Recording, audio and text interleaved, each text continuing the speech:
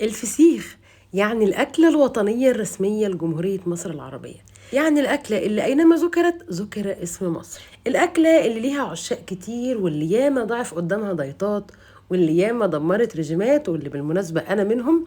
يمكن دي أكتر أكلة أنا بضعف قدام. عايزة أقول لكم بقى النهاردة إن هنعملها بأبسط وأسهل وأسرع طريقة وبمكون واحد بس من غير كل الحبشتكنات دي. هنعمله على الطريقه الاصليه، على طريقه اهل نابارو، يعني قلعه الفسيخ. تعالي بقى سيبي كل اللي في ايدك، وبعد ما وصل ثمنه 700 و800 جنيه في المحلات، انت ب 8 كيلو واحد بس هتعملي اكتر من 4 ويمكن 5 كيلو كمان. تعالي كده نسمي الله ونبتدي مع بعض. واول حاجه نوع السمكه المستخدمه يا جماعه. البوري اللي بيستخدم في عمل الفسيخ هو بوري المزارع ومزارع الطين تحديدا.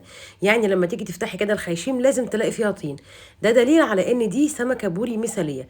تاني حاجه تكون بطن السمكه ما شاء الله مليانه، ده معناها ان السمكه من جوه تكون سمينه ويكون ظهرها عريض زي ما انت شايفه كده. ونراعي واحنا بننقي السمكه ان السمكه تكون عينيها رايقه وبتبرق وبتلمع، والسمك ما ينفعش يكون مجمد، يعني ما ينفعش يكون كان متفرز وفكناه بعد كده عشان نعمل منه فسيخ.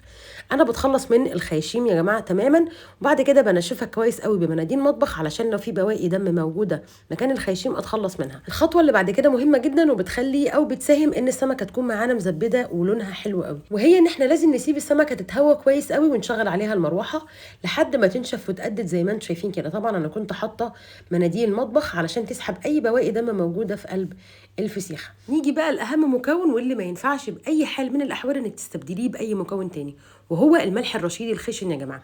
وهو ده الملح اللي بيستخدموه في معامل الفسيخ. هنجيب بقى كيس بلاستيك يكون نضيف، تحشي راس السمكه بكميه محترمه من الملح. ما تقلقيش كتر الملح مش هيأثر على حدق السمكه، حدق السمكه بيتوقف على مده التخليل. وانا زي ما انت شايفه كده بحط سمكه عكس الثانيه وببتدي اقفل وبحطها كيس جوه كيس جوه كيس. طبعا برش على السمكه نفسها بخلاف ان انا بحط جوه الخيشيم. طبعا بكتب التاريخ لان ببقى عامله اكتر من كميه، وبحطها في درج مطبخ، في ضلفه مطبخ، فرن بوتاجاز مش بتستخدميه، وكل يوم بقلبها على الناحيه الثانيه. ما تقلقيش لو نزل منها ميه، ما تقلقيش، حطيها في كيس تاني لحد ما يعدي مده التخليل. انت بتقعد بتقعديه قد ايه؟ لو انت عايزه ملح مظبوط بيقعد 10 ايام لو حجم السمكه كبير، لو حجم السمكه وسط يعني كيلو في سمكتين بيقعد اسبوع في الجو الحلو اللي احنا موجودين فيه ده. بعد الاسبوع افتحي بقى ودوقي احلى فسيخ مزبد ولونه وردي وحكايه يا جماعه. انا عن نفسي مهما جربت من محلات بره او من اماكن بتبيع فسيخ، فعلا والله يا جماعه بشهاده كل اللي داق من ايدي محدش ابدا بيدوق زي اللي انا بعمله في البيت. جربي تنضفيه بالمعلقه وانت مايلاها كده علشان لا شعرك ولا ايدك ولا هدومك تدوق من قشر السمكه، لان فعلا المعلقه اثبتت انها ناجحه جدا عن طريقه تنظيف السكينه. عايزه اقول لك بقى ازاي تخزنيه لو انت عايزه تعملي كميه بالمره، وازاي تحافظي عليه من غير ما يبوظ وكمان يفضل لونه وردي وحلو زي ما انت شايفه كده. طبعا انا بفتح السمكه خالص زي ما انت شايفه كده، وببتدي اتخلص من او اسلك اللحم بتاعها باستخدام معلقه، وعلى قد ما اقدر بشيل كل اللحمه اللي ماسكه في قلب السمكه زي ما انت شايفه كده، وبحطها في بوله وهقول لك تعملي فيها ايه. عايزه اقول لك بس ركزي كده، انا بس بخليكي تشوفي جمال وروعه ولون لحم السمكه يا جماعه اللي فعلا مش بلاقيه في اي مكان تاني لما بجيبه من بره.